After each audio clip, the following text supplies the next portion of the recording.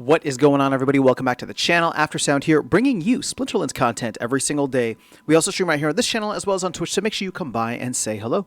This video is also brought to you by my music, which is available anywhere you stream music under the name Aftersound, and I do have a new song out recently called Summer Gravity, so check it out. Let me know what you think, and I appreciate the support. All right, guys, I know we've talked about this in the 5 biggest takeaways and maybe some of the live streams, but I wanted to do a video focusing specifically on it because there is a time limit. Now, we don't know exactly how long it will be, but the reward cards for Rebellion are going to be swapped out in the very near future, which means that the clock is ticking and you only have, I would say, I believe like 2 to 3 more seasons. I mean, I guess if you include this one, 3 seasons potentially that we could get these reward cards. And the reason I bring that up is because when you think about the batch sizes, for example, right? So you can only get a certain amount of cards per season at whatever batch, and then the price starts to go up in Glint. That is something to factor in. So obviously right now in the current season, we have about 5.5 days remaining, but there will be 2 seasons in October. Now, I don't know that we're going to get the reward cards in early October, meaning like the first season, right, the first half of October, mainly because Matt during the town hall said like this is something that they're going to try to get out in October, barring any hiccups, which means, again, on the conservative side, I would just imagine it's going to be the second half of the month. They just launched a bunch of other things right now too, with the voucher promo card, so I think they might want to give it a little bit of time. That being said, it could be as little as 2 seasons, right? Including this one and then coming in next month. But the reason for this is because I'm just trying to offer a little bit of a PSA here, as well as a thought on strategy for myself moving forward and, maybe just to get the gears turning in your own brains. Now, one of the things that I have considered spending on is more reward cards. Now, I don't have everything maxed out. You can probably go and look at my cards and see where I'm at, but it's like one epic card, the Dragon Epic card, which is actually fantastic because you get Last Stand at the end, and then a couple of the legendary cards. Those are the only ones that I don't have. And I could go in and I could spend, the necessary amount of glint. I just do regular foil, right? But I could go and spend the necessary amount of glint and just try to get the cards. But it's expensive and, the drop rates for the cards I specifically need is not very high.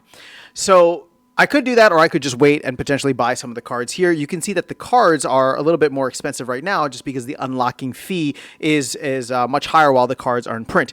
We expect the unlocking fee to go down, right, as soon as they go out of print, and then obviously rise up in time just like we did with the Chaos Legion Soulbound cards. Conclave Arcana reward cards sound like they're going to be completely different with, everything except for regular foil being unsoulbound at the beginning, or from the beginning. So that's going to be its own separate thing. But as I go through here and think through, okay, maybe I should be going for these cards, maybe I shouldn't, maybe I should just wait and buy them if I need them.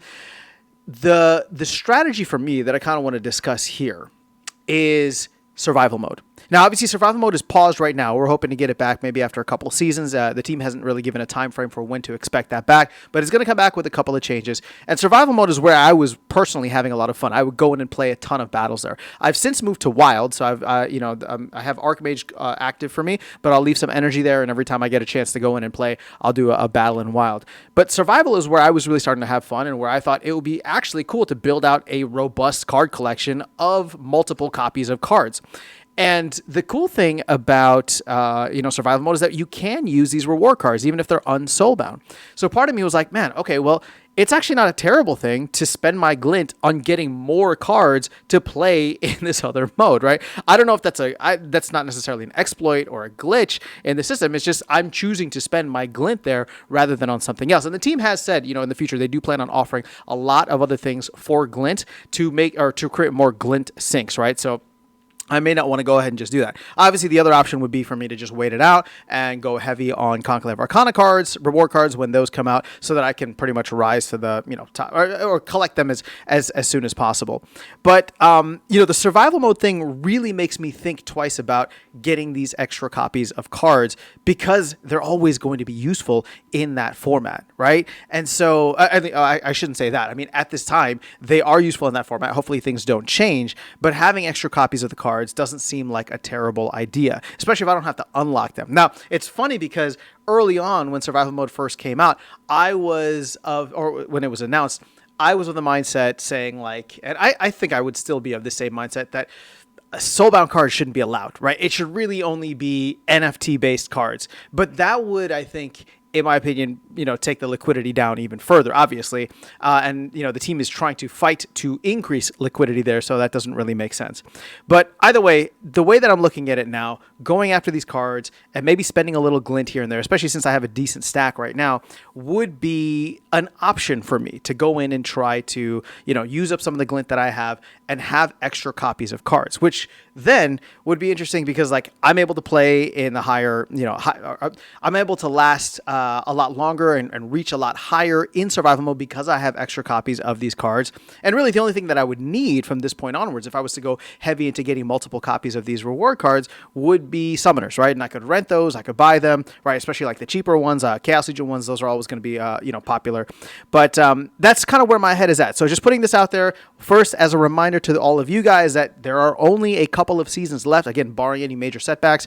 And then number two, the question is having extra copies of these cards so terrible now? So let me know your thoughts in the comments below. That is all I have for you guys in this video. I'll catch you all in the next one and see you around the game. Take care.